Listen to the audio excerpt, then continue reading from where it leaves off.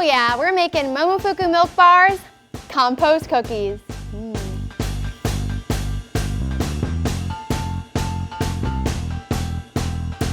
Now, if you follow me on Instagram, you know that I love Christina Tosi and her milk bar creations. To me, she is a baking genius, putting playful, delicious spins on American classics. I'm a fan of everything she does, from her birthday cake truffles, crack pie, German chocolate jimbo cake, but the one that she's most famously known for are her compost cookies. So the first thing that we gotta do is make our graham cracker crust. And I already have my graham cracker crumbs, say that 10 times fast, in a bowl. Just gonna add our milk powder, sugar, and salt. And just give it a little mix. Awesome. Now over here I have some heavy whipping cream and some butter. I'm just gonna combine the two. And then put this into my graham cracker crumb mixture. All right, so I'm just gonna give this a stir, get it nice and mixed up. And you know, we're only gonna use a little bit of this, so the leftover you could certainly use for a pie or even topping on your ice cream. So now we can actually start on the cookie. So into our stand-up mixer, I'm just gonna cream together our butter, both of our sugars, brown and white.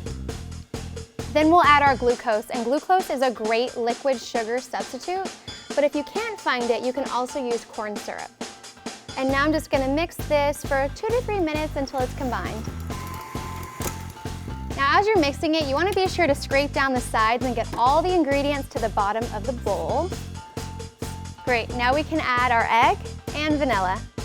Now we're gonna mix this on a medium speed for 7 to 8 minutes. We really wanna get it light and fluffy. Wow, this is looking good.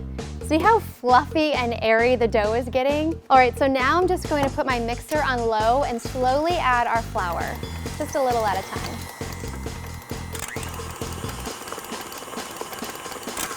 Next, we're gonna add our baking powder, baking soda, and salt, and just mix it until it's combined.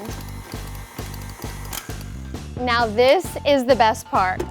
We get to add all of our mix-ins. So we're pretty much adding in everything in the pantry but the kitchen sink. So first I'm gonna add our chocolate chips, our butterscotch morsels, our rolled oats, and our ground coffee for good measure. Now I'm just gonna give this a mix.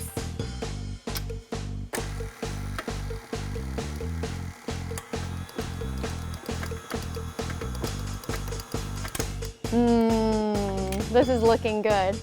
Oh shoot! Can't forget our graham cracker crust. You only need about half a cup.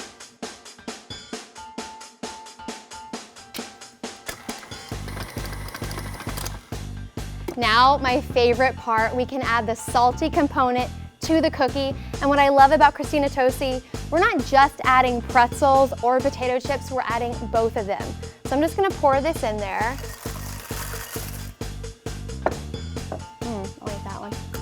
Now we're gonna give this a mix, but you wanna be careful not to break everything up too much. We still wanna have little bits and pieces of the potato chip and the pretzel.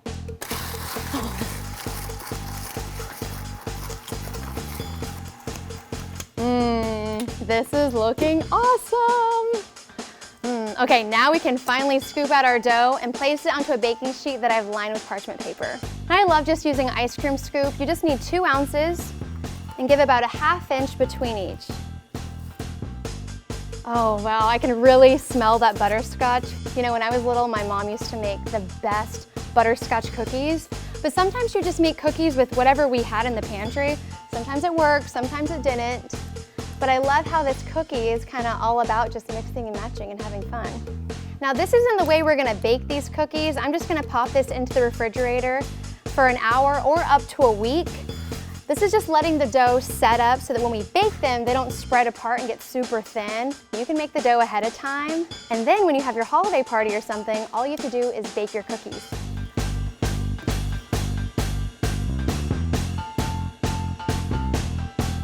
Great. Now I'm just gonna cover this with plastic wrap and pop it in the refrigerator. All right, now that these little guys are chilled, we can bake them. So onto a separate baking sheet that I've lined with parchment paper, I'm just gonna place our pieces of dough about 4 inches apart. As these bake, they're gonna spread out, so you need to give a little bit of room. Then we're just gonna bake these in an oven that's been preheating at 375 degrees for 18 minutes or until the cookies have spread and the edges are slightly brown, or until your home smells cozy and amazing and delicious and everyone's knocking on your door wanting some cookies. All right, off to the oven.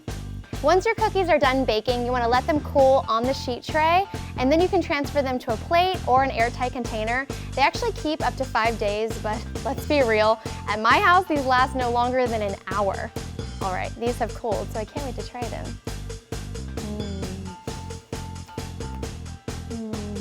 Oh wow, these are so good. I really love how you get the sweet, the salty, and I just love that creamy butterscotch in there.